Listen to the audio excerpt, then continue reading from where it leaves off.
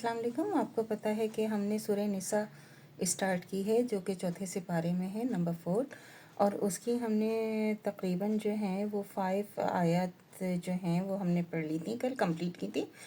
और इसी को हम 5th के आगे से जो है हम कंटिन्यू करेंगे इसको। और आपको याद है कि कल हमने कितना मतलब इतनी अहम, इतनी इम्पॉर्टेंट आयत जो हमें सबको मालूम होनी चाहिए। और हमें ऐसा होना चाहिए कि मैं आपको बताऊं कि हमें किसी मौलवी साहब से, कारी साहब से, आलिम से चीज़ें पूछें, ज़रूर पूछें, लेकिन हमें ऐसा होना चाहिए कि हमें ख़ुद अपनी चीज़ें पता होनी चाहिए। जो हमारी जो बेसिक ज़िंदगी की बेसिक नीड्स हैं ना, जो हमारी ज़रूरत की जो ज़िंदगी में हर वक्त हमारे चलते फिरते कभी सुनने में किसी को, तो हम लोगों को ये पता होना चाहिए कुरान और हदीस की रोशनी में। अपने कुरान से पता होना चाहिए कि हम सबसे पूछते फिरें, ना कि हम सबसे जवाब मांगते फिरें। नहीं, हमें ख़ुद पता होनी चाहिए चीज़ें, हम खुद पढ़ें और समझें उसको। इसकी बहुत ही ज़्यादा ज़रूरत है। बिस्मिल्लाहिर्रहमानिर्रहीम। आगे हम कंटिन्यू करेंगे। तमाम यतीमों का आज़मा लिया करो यहाँ तक कि वो बालिग हो जाएं, फिर अगर उनमें तुम एक को ना तमीज़ देखो तो उनके अमवाल उनको दे दो, और उन मालों को ज़रूरत से ज़ायद उठाकर उससे ख्याल से ये कि बालिग हो जावें, जल्दी जल्दी मत खा डालो। और जो मुस्तगनी हो सो वो बिल्कुल अपने आप को बचाए, जो हाजतमंद हो तो मुनासिब मकदार से खा ले। फिर जब वो उनके माल उनके हवाले करने लगो तो उन पर गवाह भी कर लिया करो, अल्लाह ही काफ़ी है हिसाब लेने वाला। नंबर 6, कितनी अहम ये है कि जो यतीमों का माल आपको खाने की इजाज़त नहीं है। अगर आप ज़रूरतमंद हैं या आपको अगर ज़रूरत है तो उस वक्त आप थोड़ा बहुत तो ले सकते हैं, लेकिन आपने यतीमों की जो अमानत है ना, उसमें आपने ख़यानत नहीं करनी। यतीमों का माल, यतीमों का हक़ आप नहीं खा सकते। वो आपको गवाह बना कर दें, ताकि आपको पता हो कि आपके पास कोई गवाह हो, कोई बात हो, तो आपको पता हो कि आपने कितना जो है कि उनका हक़ आपने वापस लौटाया। आपके पास गवाह होना बहुत ज़रूरी है। देखें, अल्लाह ताला ने तो हमें एक एक चीज़ समझा दी है, लेकिन हम समझने वाले पहले बने, हम समझते नहीं हैं और हमें बिल्कुल कोई बात समझ में नहीं आती। और मर्दों के लिए भी हिस्सा है इस चीज़ में जो माँ बाप और बहुत ही करीबी रिश्तेदार छोड़ मरे, और औरतों का भी हिस्सा है इस चीज़ में जो माँ बाप बहुत करीब के रिश्तेदार छोड़ मरे, ख्वाह वो चीज़ थोड़ी है या बहुत, हिस्सा कतई मुकर्रर है। नंबर 7, जब तक़सीम तरका के वक्त दूर के रिश्तेदार और यतीम करीब लोग मौजूद हों तो बालिगों के हिस्से में से कुछ इनको भी दे दिया करो, उनसे अखलाक के साथ बात किया करो। आयत नंबर 8, उनको डरना चाहिए जो अगर अपने आप को पीछे छोटे छोटे बच्चे छोड़ मरें, उनको उनकी फ़िक्र हो, सो उनको अल्लाह से डरते रहना चाहिए और मौके की बात करें।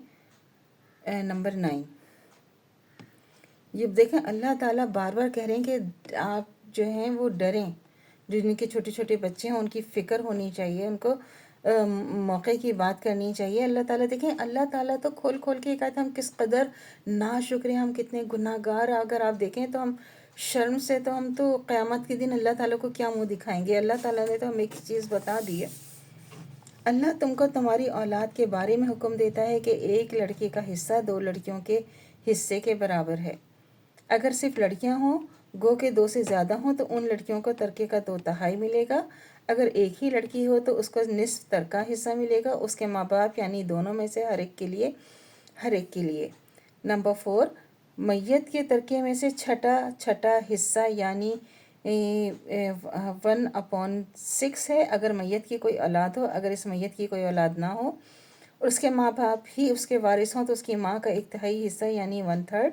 अगर मैयत के एक से ज़्यादा बहन या भाई हों तो बहन भाई हों, उसकी माँ को छठा यानी 1/6 हिस्सा मिलेगा। ये तकसीम कर्ज़ वसीयत के बाद है। तुम्हारे बाप दादा, तुम्हारे बेटे जो हैं, तुम पूरे तौर पर जान नहीं सकते कि इनमें से कौन सा शख्स तुमको नफ़ा पहुँचाने में नज़दीक तर है, इसलिए अल्लाह ने अपनी तरफ से ये हिस्सा हुक्म मुकर्रर कर दिया, यानी अल्लाह बड़ा इल्म और हिकमत वाला है। देखें, अल्लाह ताला ने ये हिस्से इसलिए बनाए हैं कि ऐसा ना हो कि एक को आप दें वो पूरा खा जाएं। हो सकता है कि इनमें से कोई आपकी मदद करे या कोई आपके लिए आपको नफ़ा पहुँचे। देखें, अल्लाह ताला ने कितना एक एक चीज़ सोची है, छोटी छोटी चीज़ें भी अल्लाह ताला ने सोची कि पता नहीं कौन आपको उसमें से आपको नफ़ा पहुँचा दे। जो तरके में तुम्हारी बीवियां छोड़ जाएं उसमें तुम्हारा हिस्सा निस्फ है, बशर्ते कि उनकी कोई औलाद ना हो। अगर उनकी कोई औलाद है तो तुम्हारा हिस्सा 1/4 है। वसीयत निकाल लेने के बाद, अगर कर्जा अदा करने के बाद तुम्हारी बीवियों का हिस्सा 1/4 है, तो इस तरीके का जो तुमने छोड़ा है, बशर्ते कि तुम्हारी औलाद ना हो। और अगर तुम्हारी औलाद हो तो उनको तुम्हारे तरके में से 8वां हिस्सा मिलेगा। वसीयत के बाद जो तुमने की है, या कर्जे के बाद अगर कोई मैयत जिसकी मिरास दूसरों को मिले, ख्वाह वो मर्द हो या औरत, ऐसी हो जिसके असूल व फ़रोग़ ना हो और इसके एक भाई या एक बहन हो, तो इन दोनों में से एक का 1/6 हिस्सा मिलेगा। तो फिर अगर ये लोग हैं इससे ज़्यादा हैं तो वो सब 1/3 1/3 हिस्से में शरीक हो जाएंगे वसीयत और कर्जे के बाद, बशर्ते कि किसी को ज़रर ना पहुँचे। ये हुक्म अल्लाह की तरफ से है। अल्लाह तो खूब जानने वाला और हलीम है। 12 आयत नंबर ये थी 12। किस कदर अहम इम्पॉर्टेंट है, इसको समझना ज़रूरी है। अल्लाह से दुआ करनी चाहिए जो हमारा ईमान है मरतबा कायम व दायम रहे, ख़ात्मा बिल खैर ईमान पर हो। इजाज़त दीजिए, अल्लाह हाफ़िज़। मेरे चैनल को लाइक कीजिए, शेयर कीजिए, सब्सक्राइब कीजिए। शुक्रिया।